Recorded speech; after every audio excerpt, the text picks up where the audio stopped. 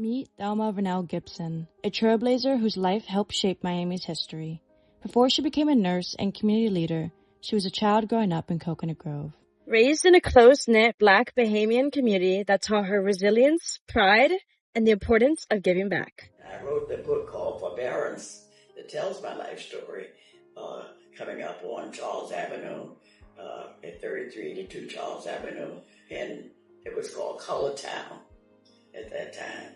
Color Town and then White Town.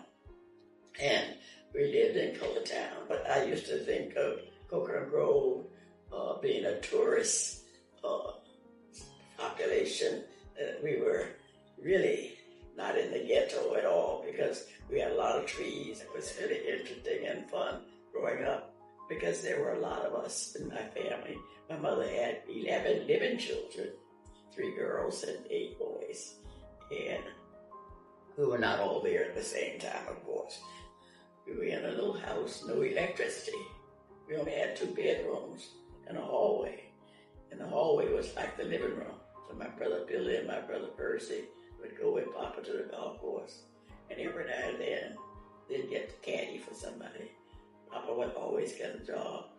But the boys didn't always get one, but somebody would give them $1 or something just because they were nice boys, as they called it.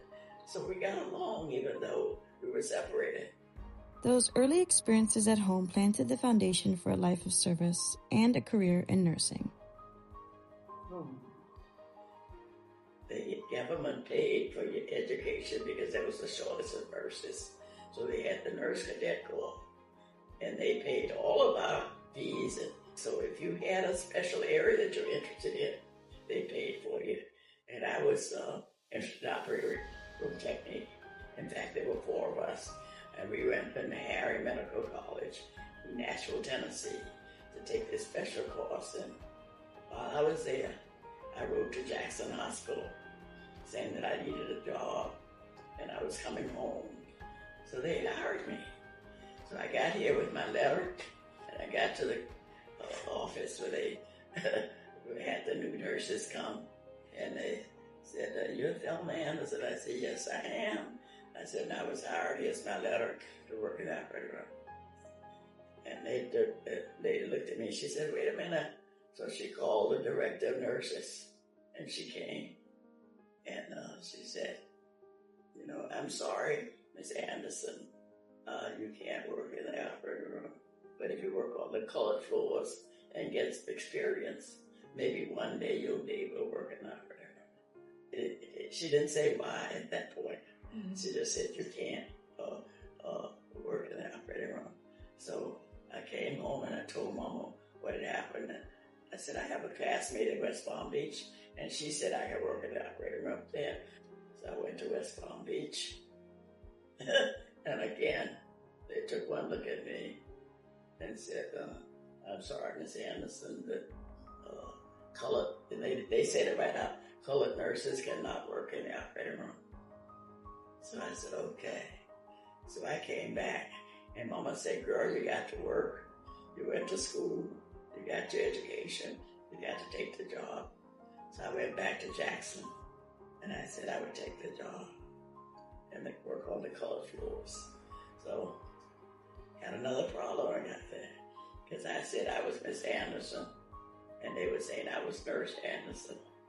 And I was one of those feisty people, I guess, and thought I knew everything. In fact, I knew everything, I knew everything about nursing anyway. So I would answer the telephone and say, "Colored one, Miss Anderson," and somebody would say, Nurse Anderson. I said, "Well, I'm Miss Anderson."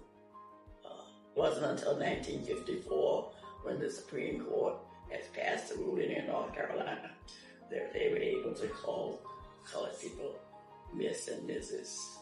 And this was a long time. Ms. Thelma Gibson later became the Miami-Dade County Health Department's first Black Assistant Supervisor of Nursing. She founded the Miami-Dade Women's Chamber of Commerce, served as interim Miami City Commissioner, and created the Gibson Memorial Fund in honor of her late husband, Reverend Theodore Gibson, a civil rights activist and desegregation pioneer. He served as rector of Christ Episcopal Church, which Miss Gibson still attends today. the Thelma Gibson Health Initiative in Coconut Grove was named in her honor.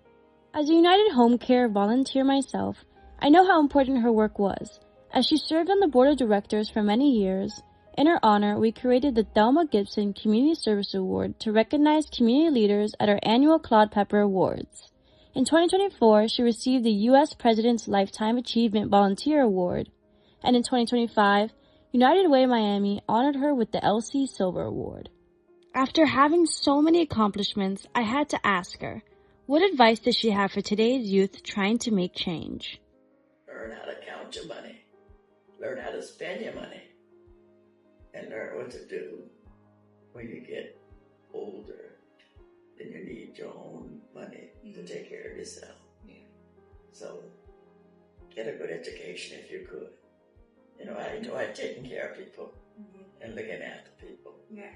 And I enjoy teaching, you know, going in schools and saying to young people how important it is to speak and to say good morning or say good afternoon or say good evening.